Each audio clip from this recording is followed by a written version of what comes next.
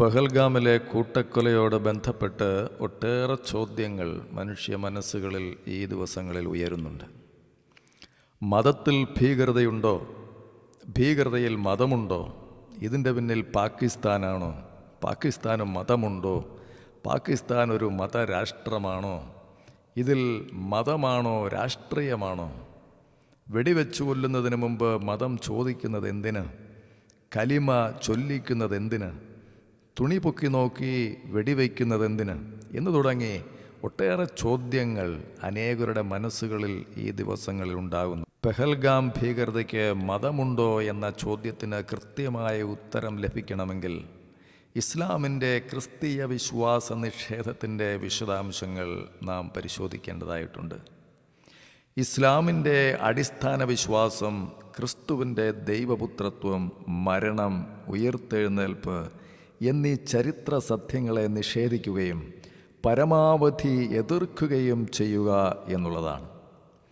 ഇത് ലോകം മുഴുവനുമുള്ള ഇസ്ലാമിക പണ്ഡിതരുടെ പ്രഭാഷണങ്ങൾ പരിശോധിച്ചാൽ ഏവർക്കും വളരെ വ്യക്തമായി മനസ്സിലാക്കുവാൻ കഴിയുന്ന യാഥാർത്ഥ്യമാണ്. ഇസ്ലാമിൻ്റെ ക്രിസ്തീയ വിരുദ്ധവും ചരിത്രവിരുദ്ധവുമായ ഈ തെറ്റായ കാഴ്ചപ്പാടിൻ്റെ പരിണിതഫലവും പ്രാദേശികമായ ഒരു പ്രതിഫലനവും മാത്രമാണ് പഹൽഗാമിൽ നാം കണ്ടത്. ക്രിസ്തുവിൻ്റെ ദൈവപുത്രത്വവും മരണവും ഉയിർത്തെഴുന്നേൽപ്പും വിശ്വസിക്കുന്ന നൂറുകണക്കിന് ക്രിസ്ത്യാനികൾ ലോകത്തിൻ്റെ വിവിധ ഭാഗങ്ങളിൽ ഓരോ ദിവസവും ഇസ്ലാമിസ്റ്റ് ഭീകരപ്രവർത്തനത്തിന് ഇരയായി കൊല്ലപ്പെടുന്നു എന്നുള്ള വസ്തുത ആരും ചർച്ച ചെയ്യാത്തത് തന്നെ വലിയ കാപഠ്യമാണ്. നമ്മുടെ നാട്ടിലെ മീഡിയയുടെ കാപഠ്യമാണ് ഇതെല്ലാം കാണിക്കുന്നത്. കാതലായ വിഷയങ്ങളെ അവഗണിച്ചിട്ട് അപ്രസക്തമായ വിഷയങ്ങളെ കൊണ്ടുവന്ന് ചർച്ചയ്ക്കിട്ട് മനുഷ്യൻ്റെ ശ്രദ്ധയെ വഴിതെറ്റിച്ചു കളയുന്ന കാപഠ്യമാണ് ഇന്ന് മീഡിയയിൽ നാം കാണുന്നത്. മീഡിയയിൽ നിന്നും സത്യത്തിൻ്റെ പൂർണ്ണ രൂപം നമുക്ക് ഒരിക്കലും ഗ്രഹിക്കുവാൻ കഴിയുകയില്ല എന്നുള്ള യാഥാർത്ഥ്യത്തിൻ്റെ പ്രതിഫലനമാണ് ഓരോ ദിവസവും നാം കണ്ടുകൊണ്ടിരിക്കുന്നത്. ഭീകരതയുടെ വെടിപൊട്ടിക്കുന്നവൻ്റെ പിന്നിൽ അതിനെ സപ്പോർട്ട് ചെയ്യുന്ന ഒരു വലിയ സമൂഹവും പ്രത്യയശാസ്ത്രവും ഉണ്ട് എന്ന കാര്യവും നാം മറക്കരുത്. മെസ്സി ഗോളടിക്കുമ്പോൾ അതിനെ സഹായിച്ച അനേകരുണ്ട്.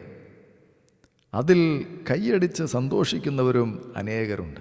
വെടിവെച്ചവൻ്റെ മതമാണോ അതോ കൊല്ലപ്പെട്ടവൻ്റെ മതമാണോ പ്രശ്നം എന്നതും ചിന്താവിഷയമാണ്. ഏതായാലും തോക്കിനും ഉണ്ടയ്ക്കും മതമില്ല എന്നുള്ള കാര്യത്തിൽ ആർക്കും തർക്കമില്ല എന്ന് വിശ്വസിക്കാം.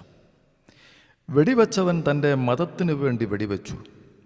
അവരുടെ ആ ഭീകരപ്രവർത്തനത്തിന് ഒരു ലക്ഷ്യമുണ്ടായിരുന്നു. ഒരുപക്ഷെ അന്യമതക്കാരെ കൊന്നാൽ സ്വർഗം കിട്ടുമെന്ന തെറ്റിദ്ധാരണ ഉണ്ടായിക്കാണും. അപ്പോൾ പാകിസ്ഥാനിൽ നിന്ന് ഇന്ത്യയിൽ വന്ന് കാഫിറിനെ കൊല്ലേണ്ട ആവശ്യം എന്തായിരുന്നു എന്നും ചോദിച്ചേക്കാം. പാകിസ്ഥാനിലുള്ള കാഫിറിനെ കൊന്നാൽ മതിയായിരുന്നില്ലേ എന്ന് ചിലർ ചോദിക്കുന്നതിൽ അർത്ഥമില്ല. കാരണം പാകിസ്ഥാൻ ഇപ്പോൾ തന്നെ ഒരു ഇസ്ലാമിക് സ്റ്റേറ്റ് ആണല്ലോ. അപ്പോൾ ഇന്ത്യയിലെ കാശ്മീരിലേക്ക് കൂടി അവരുടെ പ്രവർത്തനം വ്യാപിപ്പിച്ച് കാശ്മീരിൽ ഒരു ഇസ്ലാമിക രാഷ്ട്രം സ്ഥാപിക്കുന്ന പ്രവൃത്തിക്ക് ആക്കം കൂട്ടുവാൻ വേണ്ടിയാണ് അവരുടെ പ്രവൃത്തി എന്നുള്ളത് ന്യായമായും മനസ്സിലാക്കാവുന്ന കാര്യമാണ്. ഹിന്ദു മുസ്ലിം വർഗീയ ചേരിതിരിവും സംഘർഷവും വർദ്ധിപ്പിക്കുക, വിഘടനവാദം ശക്തീകരിക്കുക, ഇന്ത്യയെ ദുർബലമാക്കുക, ഇസ്ലാമിക രാഷ്ട്രമാക്കുക എന്നീ ലക്ഷ്യങ്ങൾ തള്ളിക്കളയുവാൻ കഴിയുകയില്ല. എന്തായാലും ഇത്തരം മത രാഷ്ട്രീയ ലക്ഷ്യങ്ങൾ ഈ സംഭവത്തിൻ്റെ പിന്നിലുണ്ട് എന്ന് ന്യായമായും അനുമാനിക്കുവാൻ കഴിയും. 1947 ടു നേഷൻ തിയറി, അതായത് രണ്ട് രാജ്യ തത്വം ഉരുത്തിരിഞ്ഞു വന്നത് ഹിന്ദു ഇസ്ലാം എന്നീ രണ്ട് മതങ്ങളെ അടിസ്ഥാനമാക്കിയായിരുന്നു. ഇസ്ലാം മതത്തെ അടിസ്ഥാനമാക്കി മുസ്ലിങ്ങൾക്ക് പാകിസ്ഥാൻ എന്ന രാജ്യം സ്വന്തമായി വേണം എന്ന ആവശ്യപ്രകാരമാണ് ഇന്ത്യ വിഭജിക്കപ്പെട്ട് പാകിസ്ഥാനും പിന്നീട് ബംഗ്ലാദേശും ഉണ്ടാകുന്നത്. പാകിസ്ഥാനിലും ബംഗ്ലാദേശിലും മതാടിസ്ഥാനത്തിൽ ന്യൂനപക്ഷങ്ങളായ ഹിന്ദുക്കളും കുറഞ്ഞു വന്നപ്പോൾ ഇന്ത്യയിൽ മുസ്ലിങ്ങൾ കൂടി വന്നു. അത് ഇന്ത്യയുടെ മഹത്തായ ബഹുസ്വരതാ പാരമ്പര്യത്തിൻ്റെയും മതേതരത്വത്തിൻ്റെയും ഒരു പ്രതിഫലനമായിരുന്നു. 1947 പാകിസ്ഥാനിൽ 14% ഹിന്ദുക്കൾ ഉണ്ടായിരുന്നുവെങ്കിൽ ഇന്ന് അത് 2% ചുരുങ്ങിയതും ഇന്ത്യയിൽ അന്നുണ്ടായിരുന്ന 10% മുസ്ലിങ്ങൾ ഇന്ന് 25% വളർന്ന് പുരോഗതി പ്രാപിച്ചതും ഇന്ത്യയുടെ ജനാധിപത്യ സംവിധാനത്തിൻ്റെ ശ്രേഷ്ഠതയുടെ വ്യക്തമായ തെളിവ് തന്നെയാണ്. ഗസ്വായി ഹിന്ദ് എന്ന പ്രത്യയശാസ്ത്രത്തിലൂടെ ഇന്ത്യയെ കീഴടക്കുക എന്ന ആശയത്തോട് എല്ലാ ഇന്ത്യൻ മുസ്ലിങ്ങൾക്കും അനുകൂലതയുണ്ട് എന്ന് തോന്നുന്നില്ല. എന്നാൽ പാകിസ്ഥാനിലെ ഭരണപക്ഷവും പ്രതിപക്ഷവും ഒറ്റക്കെട്ടായി ഇന്ത്യക്കെതിരെ നിലകൊള്ളുമ്പോൾ ഇന്ത്യയിലെ കോൺഗ്രസും ഇടതുപക്ഷവും ഭരണപക്ഷമായ BJPയുടെ നിലപാടുകൾക്ക് എതിരെ അന്ധമായി എതിർത്ത് ശബ്ദമുയർത്തുന്നത് വ്യക്തമായും അനാരോഗ്യകരമായ മുസ്ലിം പ്രീണനമാണ് എന്ന് നിഷ്പക്ഷമതികളായ എല്ലാവരും, അറ്റ്ലീസ്റ്റ് കുറേ ആളുകൾക്കെങ്കിലും അത് മനസ്സിലായി തുടങ്ങിയിട്ടുണ്ട്. അങ്ങനെ കോൺഗ്രസും ഇടതുപക്ഷവും ഇസ്ലാമിസ്റ്റുകളുടെ നിയന്ത്രണത്തിലായി കഴിഞ്ഞു എന്നാണ് വ്യക്തമാകുന്നത്. അതിനാൽ ഭീകരതയെ ഒറ്റക്കെട്ടായി എതിർക്കുവാൻ ഒരു രാഷ്ട്രമെന്ന നിലയിൽ ഇന്ത്യക്ക് കഴിയുന്നുണ്ടോ എന്നും ചിന്തിക്കേണ്ട നിർണായകമായ സമയങ്ങളാണിത്. പെഹൽഗാം സംഭവം ചിലരുടെ പ്രത്യയശാസ്ത്ര രാഷ്ട്രീയ ലക്ഷ്യങ്ങൾ നേടിയെടുക്കുവാനായി ചെയ്ത ഭീകരപ്രവൃത്തിയാണ് എന്ന് വ്യക്തമാണ്. ആ ഭീകരർ ലക്ഷ്യമിടുന്ന മതരാഷ്ട്രീയ സംവിധാനത്തിൽ അന്യമതക്കാർക്ക് ഇടമില്ലെന്നും ജീവിക്കാൻ അവകാശമില്ല എന്നുമുള്ള പ്രഖ്യാപനമായിരുന്നു അത്. അവിടെ ജനാധിപത്യത്തിനും സ്വാതന്ത്ര്യത്തിനും സ്ഥാനമില്ലെന്നും അക്രമവും ഭീകരതയും അടിച്ചമർത്തലുമാണ് അവരുടെ ലക്ഷ്യത്തിലേക്കുള്ള മാർഗമെന്നും അതിലൂടെ അവർ ഉറക്കെ പ്രഖ്യാപിക്കുന്നു. ഇസ്ലാം ഒരേ സമയം ഒരു മതവും പ്രത്യയശാസ്ത്രവും ഒരു ഇസ്ലാമിക ലോകരാഷ്ട്രത്തെ സ്വപ്നം കാണുന്ന രാഷ്ട്രീയ പ്രസ്ഥാനവുമാണ്. അതിൽ ജനിക്കുന്നവരും വിശ്വസിക്കുന്നവരും മുസ്ലിം എന്നറിയപ്പെടുന്നു. എന്നാൽ എല്ലാ മുസ്ലിങ്ങളും ഇസ്ലാമിൻ്റെ വിശദാംശങ്ങളെല്ലാം അറിയുന്നവരോ വിശ്വസിക്കുന്നവരോ നടപ്പിലാക്കുന്നവരോ ആയിരിക്കണമെന്നില്ല. എങ്കിലും അവർ തങ്ങളുടെ മതദർശനത്തിൽ പങ്കുചേരുന്നവരാണ്. ഫണ്ടമെൻ്റലിസം, തീവ്രവാദം, ഭീകരവാദം, ഭീകരപ്രവർത്തനം എന്നീ പ്രയോഗങ്ങളെല്ലാം വ്യത്യസ്തങ്ങളാണ്. അത് നാം ഭാഷാപരമായ കൃത്യതയോടെ മനസ്സിലാക്കേണ്ടതുമാണ്. ഏതൊരു വിഷയത്തിൻ്റെയും അടിസ്ഥാന കാര്യങ്ങൾക്ക്, അതായത് ഫണ്ടമെൻ്റൽസിന് കൃത്യമായി പ്രാധാന്യം കൊടുത്തുകൊണ്ടുള്ള ഒരു സമീപനമാണ് ഫണ്ടമെൻ്റലിസം. അത് വ്യക്തമായി നടപ്പിലാക്കണമെന്ന് തീവ്രമായി വാദിക്കുന്നതാണ് തീവ്രവാദം. നല്ല കാര്യങ്ങൾ, ഉദാഹരണമായി വീടില്ലാത്തവർക്ക് വീട് കൊടുക്കണമെന്ന് ആ ഒരു ആശയം തീവ്രമായി വാദിച്ച് അതിനെ നടപ്പിലാക്കുന്നതിനുള്ള ആ ഒരു തീവ്രത, ആ തീവ്രവാദമായിട്ട് നമുക്ക് കണക്കാക്കാവുന്നതാണ്.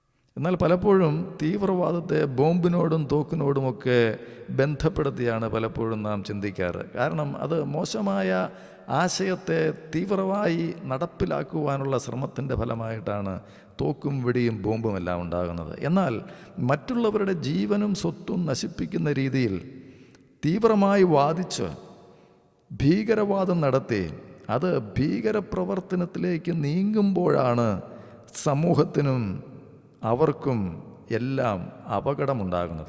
അതായത് ആശയത്തിൻ്റെ ദൂഷ്യമാണ് പ്രശ്നമുണ്ടാക്കുന്നത്.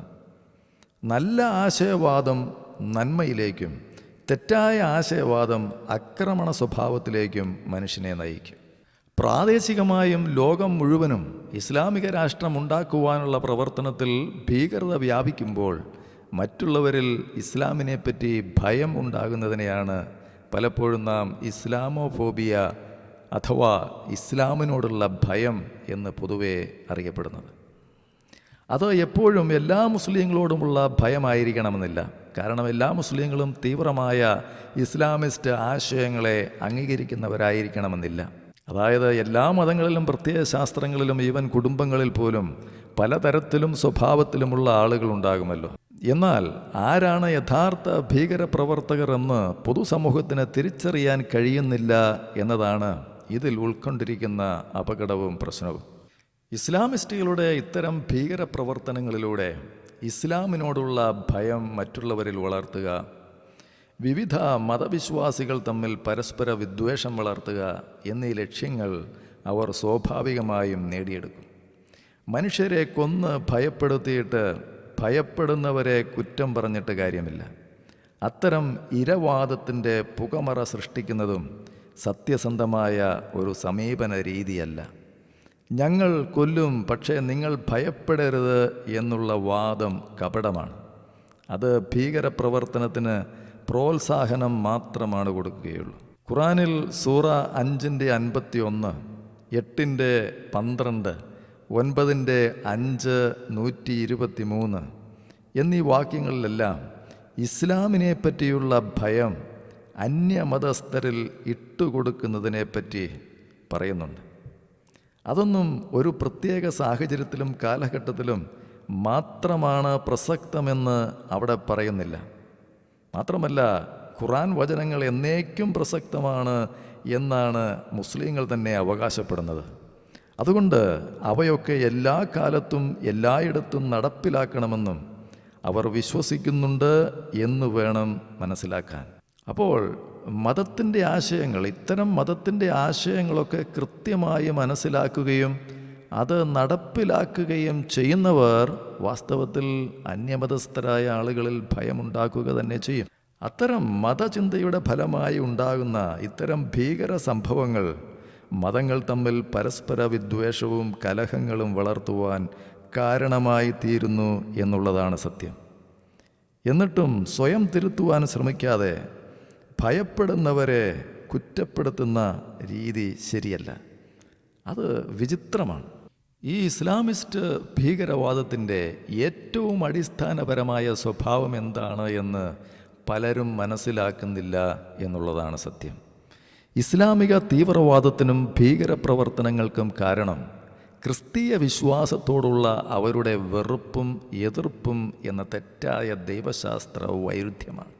ഇസ്ലാം ഒരേ സമയം ബൈബിളിനെയും ക്രിസ്തുവിനെയും അംഗീകരിക്കുകയും നിഷേധിക്കുകയും ചെയ്യുന്നു. ഇത്തരം വൈരുദ്ധ്യവും ഇരട്ടത്താപ്പും ആശയക്കുഴപ്പവും ഇസ്ലാമിൻ്റെ ചിന്താധാരയിൽ അന്തർലീനമായിരിക്കുന്നു. അതിൻ്റെ എല്ലാ മേഖലകളിലും അത് അടങ്ങിയിരിക്കുന്നു. അതുമൂലം അവരുടെ സ്വഭാവവും പ്രവർത്തനവും വളരെ അപകടകരമായ രീതിയിൽ സമൂഹത്തിന് ഭീഷണിയായിത്തീരുന്നു. തെറ്റായ പ്രത്യയശാസ്ത്രങ്ങളെ ഉപേക്ഷിച്ച് സുബോധമായി ജീവിക്കുക എന്നതാണ് ഒരു മനുഷ്യൻ്റെ പ്രാഥമികമായ ദൗത്യം.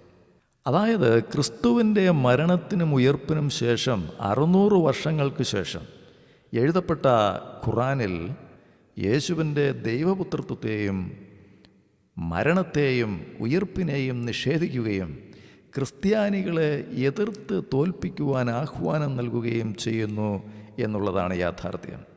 അതിനു പകരമായി അവർക്ക്, അങ്ങനെ പ്രവർത്തിക്കുന്നവർക്ക് ഒരു പ്രത്യേകതരം സ്വർഗവും വാഗ്ദാനം ചെയ്യുന്നുണ്ട്. അങ്ങനെ ഇസ്ലാമും ഖുറാനും ക്രൈസ്തവ വിശ്വാസത്തെ എതിർക്കുന്ന വെറുമൊരു പ്രതിപക്ഷ പ്രസ്ഥാനമാണ് എന്നുള്ളതാണ് സത്യം. ഇസ്ലാമിൻ്റെ ഇത്തരം ക്രിസ്തു മതവിരോധവും വെറുപ്പും തെറ്റാണെന്നും ക്രിസ്തീയ സ്നേഹമാണ് ഇന്നിൻ്റെ ആവശ്യമെന്നും പൊതുസമൂഹം പറയുകയും അത് മുസ്ലിങ്ങൾ അംഗീകരിക്കുകയും ചെയ്താൽ തീരുന്ന പ്രശ്നമേ ഇന്ന് ലോകത്തിലുള്ളൂ.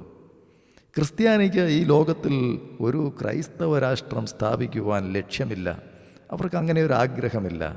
ക്രൈസ്തവ ഭൂരിപക്ഷമുള്ള മേഖലകളിലൊക്കെയും സ്വതന്ത്രവും ജനാധിപത്യപരവും മതേതരവുമായ രാഷ്ട്രീയ സംവിധാനങ്ങളാണ് നിലനിൽക്കുന്നത്. അത് ഒരിക്കലും ഒരു ക്രിസ്തീയ രാഷ്ട്രമായിട്ട് അവർ സ്ഥാപിച്ചിട്ടില്ല. ശത്രുക്കളെപ്പോലും സ്നേഹിക്കുക, ക്ഷമിക്കുക എന്നുള്ളതൊക്കെയാണ് ക്രിസ്ത്യാനിയുടെ സ്വഭാവ രീതി. എന്നാൽ ഹിന്ദുക്കൾക്ക് ഹിന്ദു രാഷ്ട്ര സങ്കല്പമുണ്ട്. ശത്രുക്കളായി അവർ തിരിച്ചറിയുന്നവരെ എതിർക്കുവാനും കൊല്ലുവാനുമൊക്കെ ഹൈന്ദവ തത്വസംഹിതയിൽ അംഗീകാരമുണ്ട്. എന്നാൽ ഹിന്ദുവല്ലാത്തവർക്ക് ഇന്ത്യയിൽ ഹിന്ദുക്കളെ ഉപദ്രവിക്കാതെ ജീവിക്കുന്നതിൽ ഹിന്ദുക്കൾക്ക് എതിരില്ല. അതുകൊണ്ടാണല്ലോ ഇന്ത്യയിൽ ക്രിസ്ത്യാനികളും മുസ്ലിമുകളും ഒക്കെ ജീവിക്കുന്നതും വളരുന്നതും പുരോഗമിക്കുന്നതുമൊക്കെ. എന്നാൽ ഇസ്ലാമിക രാഷ്ട്ര സങ്കല്പത്തിൽ മുസ്ലിങ്ങളല്ലാത്തവർക്ക് അല്ലെങ്കിൽ മുസ്ലിങ്ങളാകാത്തവർക്ക് തങ്ങളുടേതായ വിശ്വാസത്തോടെ നിലനിൽക്കാനും ജീവിക്കാനും അവകാശമില്ല എന്നുള്ള വ്യക്തമായ പ്രഖ്യാപനമാണ് പഹൽഗാമിലുണ്ടായത്. ഇത്തരം നിലപാടിൽ നിന്ന് മുസ്ലിങ്ങൾ പിന്മാറി പരസ്പര സ്നേഹത്തിൻ്റെ ക്രൈസ്തവ പാത സ്വീകരിക്കുന്നതാണ് ഏറ്റവും സമാധാനപൂർണമായ സാമൂഹിക ജീവിതത്തിന് ഏറ്റവും നല്ലത്. ഒളിഞ്ഞും തെളിഞ്ഞും ഇസ്ലാമിക പ്രീണനവും ന്യായീകരണവും നടത്തുന്ന കപട ഇടത് വലത് ബുദ്ധിജീവികളോട് ചോദിക്കട്ടെ, യേശുവിൻ്റെ മരണത്തെയും ഉയിർപ്പിനെയും ആ സംഭവങ്ങൾക്ക് ശേഷം, അതായത് 600 വർഷങ്ങൾക്ക് ശേഷം വന്ന അവയെ നിഷേധിക്കുന്ന ഇസ്ലാം ചരിത്രപരമായും ധാർമ്മികമായും ദൈവശാസ്ത്രപരമായും ഒരു തെറ്റായ പ്രത്യയശാസ്ത്രമാണ് എന്ന് തുറന്നു പറയുവാനുള്ള സത്യസന്ധത നിങ്ങൾക്കുണ്ടോ?